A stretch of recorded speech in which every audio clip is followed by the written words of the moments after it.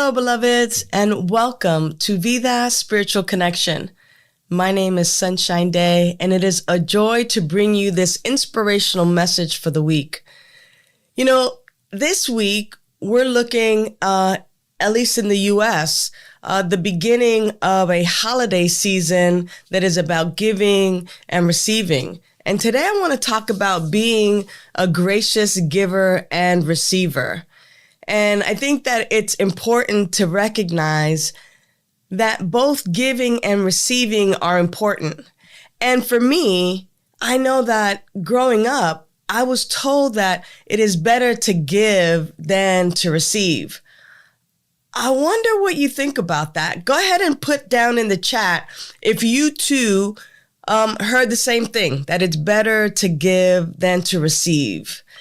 And let me know what you learned growing up about giving and receiving. And the reason I want to talk about being a gracious giver and receiver is because there's a reciprocal nature of giving and receiving, and there's this dynamic energy. It's just like a coin has two sides. Giving and receiving is a dynamic exchange between relationships and in relationships. When you give, there needs to be a receiver, someone to receive it. And I know when I give from a joyful heart, or, I don't like giving begrudgingly, like, oh man, I gotta do this. Like sometimes, in the past, I've had to, pay a parking ticket or something like that. And it's like, oh man, I got to pay this parking ticket. And I want you to know that the energy in which you give is also energetically involved in that dynamic exchange. And so I'll tell you a spiritual practice that I use a little bit later on. And in the meantime, I definitely want to talk about that energy flow, that circulation of energy, and that giving and receiving creates this flow of energy. And when you give and you're putting positive energy, or you're putting loving energy, joyful energy, that kind of kindness, it resources the world. It resources the receiver. And so it is too that receiving, on the other hand, allows me to be open to the joy that someone else has from giving to me, and that kindness, and it resources me. And see, it's that kind of circulation that is so important as to why I want to talk about being a gracious, giver and receiver. And the bottom line is that there's this mutual dependence, that they're interdependent actually. And in healthy relationships, there's this natural ebb and flow of the action of giving and receiving and giving. And it's absolutely necessary for sustainable life, for sustainable connection. So just like I said about the coin, you can't, if you have a quarter and it doesn't have the heads on it, you can't spend it because it's artificial. It's not right. It's not correct. Right? So you have to have the both sides of the coin. I think about plants in the same way, that we exhale carbon dioxide, and plants take in the carbon dioxide and they give off oxygen, and we take in the oxygen. And it's that mutual interdependence, that ebb and that flow, that makes for beautiful, healthy relationships. So what I wanted to challenge you, and maybe have this be something that not only happens in your circle of people as a spiritual practice, but maybe even as a wave that happens on social media. And here's my fun, interactive,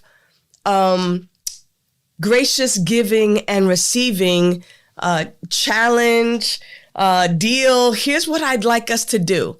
I would love for us to set up an interactive compliment exchange, an applause exchange, an endorsement, an adulation, an admiration, where when you're in circle or when you're visiting with family and friends, just play the game.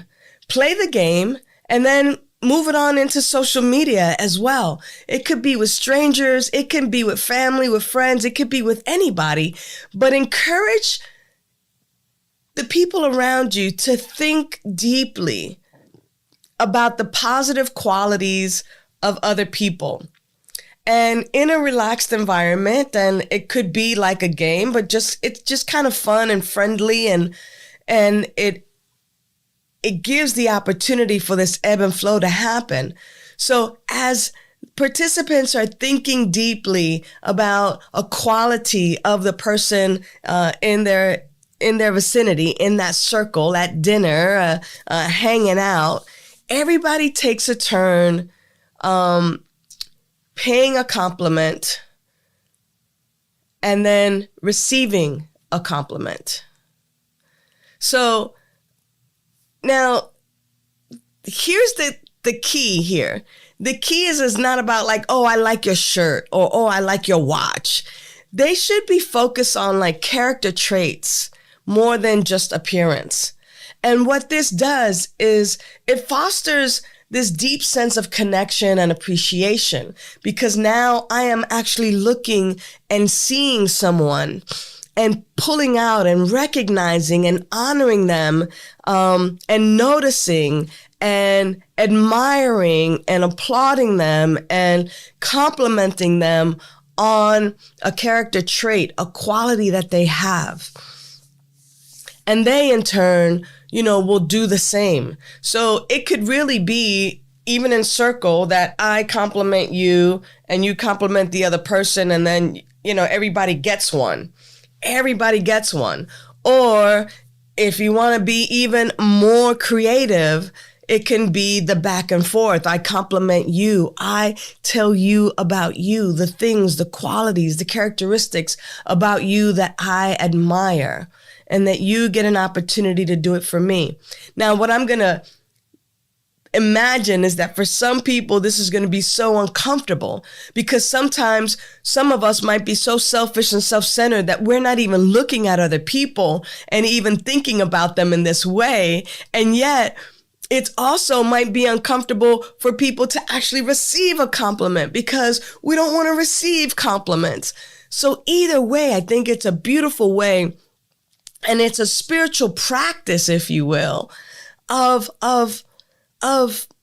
cultivating this mindfulness and this loving kindness and fostering a sense of gratitude and acknowledgement. And by recognizing these virtues about one another, this gives us an opportunity to be more attuned with the beauty that surrounds us.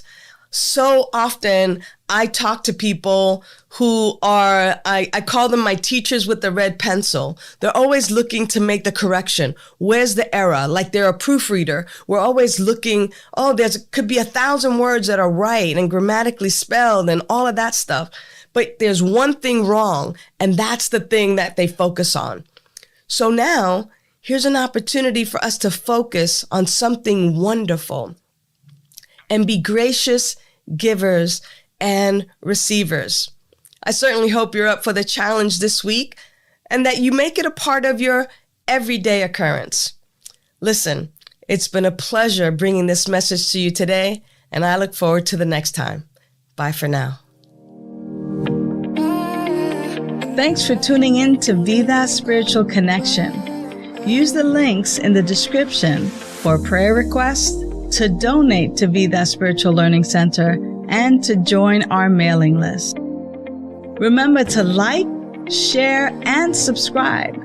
And you can visit us at vidaslc.org for more information.